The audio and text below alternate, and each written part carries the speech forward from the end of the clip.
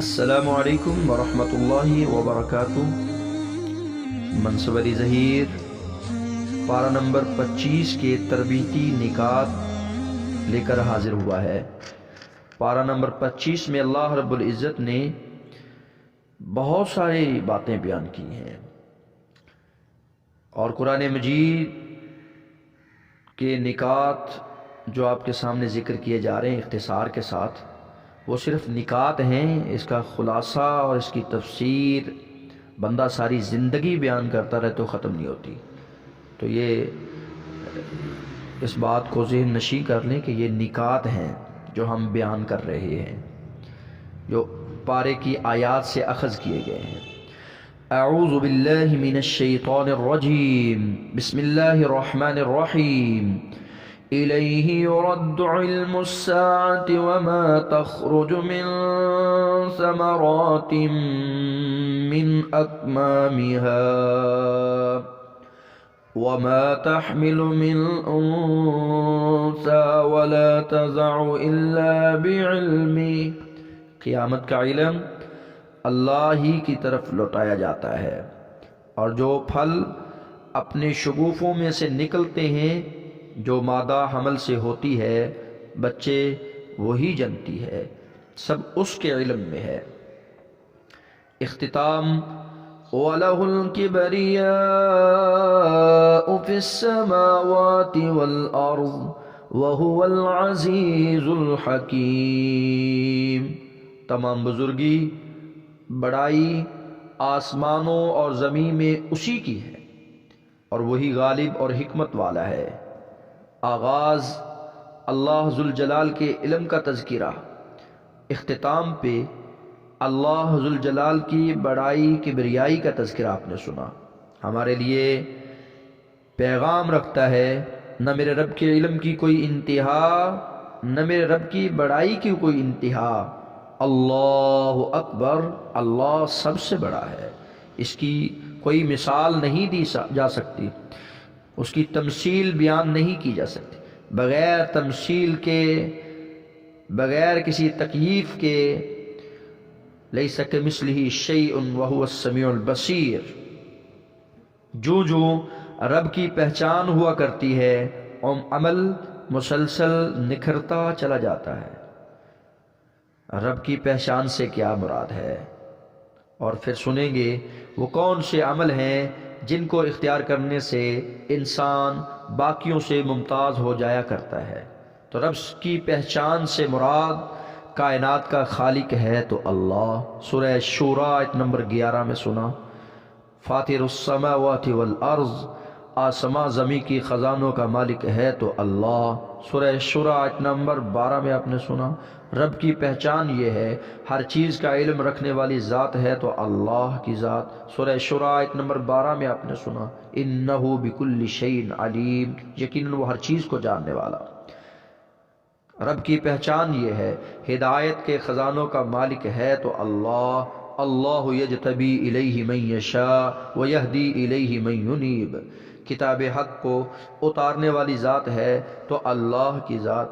اللہ الذی انزل الکتاب بالحق والمیزان، لطف و کرم کرنے والی ذات ہے تو اللہ کی ذات ہے۔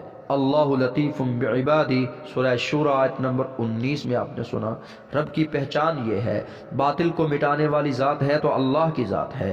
وَيَمْحُ اللَّهُ الْبَاطِلَ وَيُحِقُّ الْحَقَّ بِكَلِمَاتِهِ، سورہ شورى آیت نمبر 24۔ اللہ تعالیٰ اپنی باتوں سے جھوٹ کو مٹا دیتا ہے، سچ کو ثابت کر دیتا ہے، اور سینے کی باتوں کو جاننے والا ہے تو میرا اللہ۔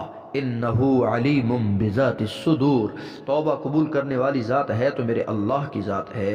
وہو الذی یقبل التوبۃ عن عبادی ویعفو عن السیئات ویعلم ما تفعلون، نا امیدی کو امید میں بدلنے والی ذات ہے تو اللہ کی ذات ہے۔ سورہ شورى آیت نمبر 28 میں بارش کا مردہ زمین پہ بسا کر وہاں سے نباتات اگانا، یہ نا امیدی کو امید میں بدلنا، یہ صرف میرے اللہ کا کام ہے، یہ میرے اللہ کا تعارف ہے، یہ میرے رب کی پہچان ہے۔ وَهُوَ الَّذِي يُنَزِّلُ الْغَيْثَ مِن بَعْدِ مَا قَنَطُوا وَيَنشُرُ رَحْمَتَهُ وَهُوَ الْوَلِيُّ الْحَمِيدُ۔ اولاد دینے والی ذات ہے تو میرے اللہ کی ذات ہے، یہ میرے رب کی پہچان ہے، جسے چاہے بیٹیاں دے، جسے چاہے بیٹے دے، جسے چاہے جوڑے دے۔ سورہ آیت نمبر 49-50 میں ذکر یَهْبُ لِمَن يَشَاءُ إِنَاثًا وَيَهْبُ لِمَن يَشَاءُ الذُّكُورَ أَوْ يُزَوِّجُهُمْ ذُكْرَانًا وَإِنَاثًا وَيَجْعَلُ مَن يَشَاءُ عَقِيمًا إِنَّهُ عَلِيمٌ قَدِيرٌ۔ زمین آسماں کا مالک ہے تو میرا اللہ ہے، موت کے بعد دوبارہ زندہ کرنے والا ذات ہے تو میرے اللہ کی ذات ہے۔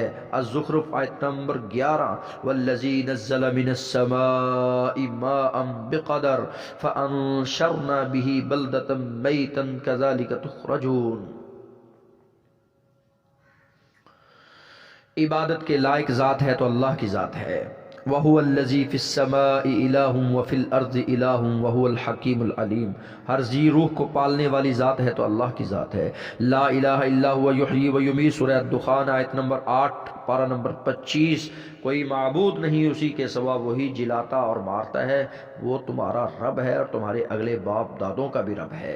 پوری کائنات پہ غلبہ رکھنے والی ذات ہے تو میرے اللہ کی ذات ہے۔ الا انہم فی مریۃ من لقاء ربہم الا انہ بکل شیء محیط، سورہ شورى آیت نمبر 53 میں پھر کہا الا الی اللہ تصیر الامور، آگاہ رہو سب کام اللہ تعالیٰ ہی کی طرف لوٹتے ہیں۔ جس شخص کو رب کی پہچان ہو جاتی ہے، یہ 15 نکات جو میں نے بیان کیے ہیں، جب بندہ رب کو پہچان لیتا ہے، اپنے رب کا تعارف حاصل کر لیتا ہے، اپنے رب کی معرفت حاصل کر لیتا ہے، تو اس کا عمل کیسا خوبصورت ہو جاتا ہے۔ آئیے اس بارے کی روشنی میں دیکھتے ہیں۔ توکل پھر وہ کرتا ہے تو اپنے رب پہ کرتا ہے۔ سورہ شورى آیت نمبر 10 میں آپ نے سنا وَمَا اخْتَلَفْتُمْ فِيهِ مِن شَيْءٍ فَحُكْمُهُ إِلَى اللَّهِ ذَلِكُمُ اللَّهُ رَبِّي عَلَيْهِ تَوَكَّلْتُ وَإِلَيْهِ أُنِيبُ۔ اور جس چیز میں تمہارا اختلاف ہوا اس کا فیصلہ تو اللہ کی طرف ہے، یہی اللہ میرا رب ہے جس پر میں نے بھروسہ کر رکھا ہے، جس کی طرف میں جھکتا ہوں۔ توکلت وإلیہ انیب، پکا ہو جاتا ہے، پھر وہ بندہ پکا ہو جاتا ہے۔ فلذلک فادع واستقم، جناب بلال کی طرح، جناب سیدہ سمیہ کی طرح، یاسر کی طرح اور خبیب کی طرح وہ استقامت اختیار کرتا ہے۔ استقامت اختیار کرنے والے کو اللہ استقامت کی توفیق سے نواز دیا کرتے ہیں۔ پھر جتنے مرضی کوئی ظلم کمائے، جتنے مرضی کوئی میخیں لگائے اور بلتی آگ پہ لٹائے، لیکن پھر وہ پکا ہو جاتا ہے، دین پہ پکا ہو جاتا ہے، پھر وہ کہتا ہے اللہ احد اللہ احد فلذلک فادع واستقم کما امرت ولا تتبع اہواءہم۔ وہ اپنے خواہشات نفس کا پجاری نہیں بنتا، وہ پھسلتا نہیں ہے کسی کے پیچھے لگ کر، نہ اپنے نفس کے پیچھے لگ کر پھسلتا ہے، بلکہ وہ پکا ہو جاتا ہے۔ جب رب کی پہچان ہوا کرتی ہے تو عمل صالح سے اس کا اظہار ہوا کرتا ہے، پھر اس کے اعضاء، پھر اس کی آنکھیں، پھر اس کا دل و دماغ پھر اس کی طرف لگ جاتا ہے، اس کی رضا کے مطابق زندگی بسر کرنے والا بن جاتا ہے۔ الشورى آیت نمبر 22، سورہ جاثیہ آیت نمبر 30 میں اس کا ذکر والذین آمنوا وعملوا الصالحات فی روضات الجنات لهم ما یشاءون عند ربهم ذلک هو الفضل الکبیر۔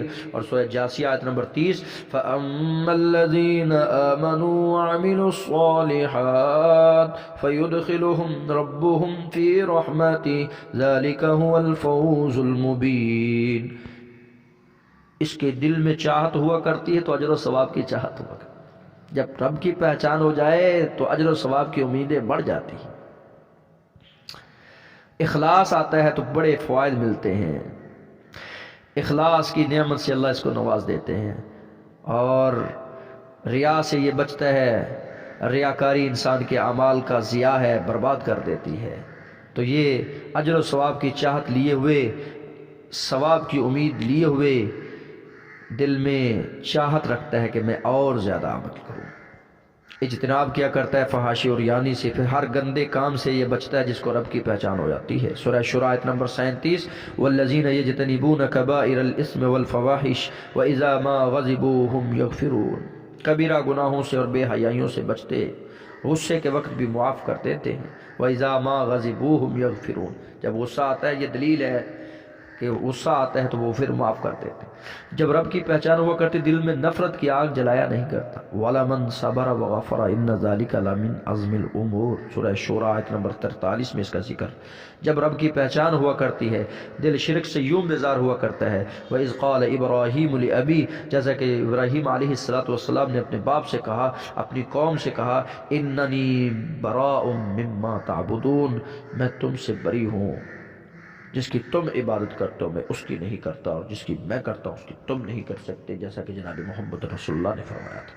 عمل کرتا ہے، سنت نبوی کے عین مطابق عمل کرتا ہے۔ پھر وَاتَّبِعُونِ هَذَا صِرَاطٌ مُسْتَقِيمٌ، پھر عبادت ہوا کرتی ہے صرف اسی رب کی ہوا کرتی جس کی اس کو پہچان ہو گئی۔ سورہ زخرف آیت نمبر 64 میں إِنَّ اللَّهَ هُوَ رَبِّي وَرَبُّكُمْ فَاعْبُدُوهُ هَذَا صِرَاطٌ مُسْتَقِيمٌ، جب رب کی پہچان ہوا کرتی ہے دل میں اللہ کا خوف ہوا کرتا ہے۔ الْأَخِلَّاءُ يَوْمَئِذٍ بَعْضُهُمْ لِبَعْضٍ عَدُوٌّ إِلَّا الْمُتَّقِينَ، زباں پہ تسبیح ہوا کرتی ہے اللہ کی تسبیح، سبحان رب السماوات والارض رب العرش عما یصفون، پھر یہ پناہ طلب کرتا ہے اپنے رب سے طلب کرتا ہے، وَإِنِّي عُذْتُ بِرَبِّي وَرَبِّكُمْ أَن تَرْجُمُونَ، التجائیں کرتا ہے اپنے رب سے کرتا ہے۔ سورہ دخان آیت نمبر 22، فَدَعَا رَبَّهُ أَنَّ هَؤُلَاءِ قَوْمٌ مُجْرِمُونَ، اپنے نفس کی نہیں مانتا، اگر مانتا ہے تو اپنے رب کی مانتا ہے۔ یہ سورہ جاسیہ آیت نمبر 23 میں یہ نقطہ لیا، أَفَرَأَيْتَ مَنِ اتَّخَذَ إِلَٰهَهُ هَوَاهُ، یعنی اپنے خواہش نفس کا یہ پجاری نہیں ہے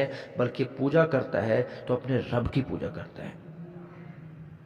اور جو اپنے نفس کے پجاری بن جائے، اپنے خواہش نفس کو جنہوں نے اپنا معبود بنا رکھا ہے، باوجود سمجھ بوجھ کے اللہ نے انہیں گمراہ کر دیا۔ اللہ علی علم وختم علی سمعی، ان کے کانوں پر، وقلبہ، ان کے دل پر ٹھپا لگا دیا، وجعل علی بصری غشاوہ، ان کی آنکھوں پہ پردہ، فمن یہدیہ من بعد اللہ افلا تذکرون، اب ایسے شخص کو اللہ کے بعد کون ہدایت دے سکتا ہے؟ زباں پہ ترانے ہوا کرتے ہیں، الحمدللہ کے ترانے ہوا کرتے ہیں، فللہ الحمد رب السماوات ورب الارض رب العالمین۔ ہم نے یہ نقطہ سورہ جاسیہ آیت نمبر 36 اور پارہ نمبر 25 کے اختتام پہ لیا کہ انسان ہر وقت الحمد کا ترانہ، اللہ کا ذکر، اللہ کا شکر کرتا رہے، اس بات کی فکر میں لگا رہے۔ میرے اللہ رب العزت سے دعا ہے کہ خالق و مالک مجھے اور آپ کو ایسی توفیق سے نوازے کہ ہم ان کاموں کو اختیار کریں جن سے رب کی پہچان ہوا کرتی ہے۔ جو نکات آپ نے پارہ نمبر 25 سے سنے، جو نکات آپ نے قرآن کے 25 پاروں تک سنے، اللہ ان کاموں کو اختیار کرنے کی توفیق عطا فرمائے، ان کاموں سے محفوظ فرمائے جن کے سبب انسان اپنے رب سے دور ہوتا چلا جاتا ہے، خاتمہ بالایمان فرمائے، جنت الفردوس میں اپنے حبیب کی رفاقت نصیب فرمائے، آمین یا رب العالمین۔ ملتے ہیں پارہ نمبر 26 کے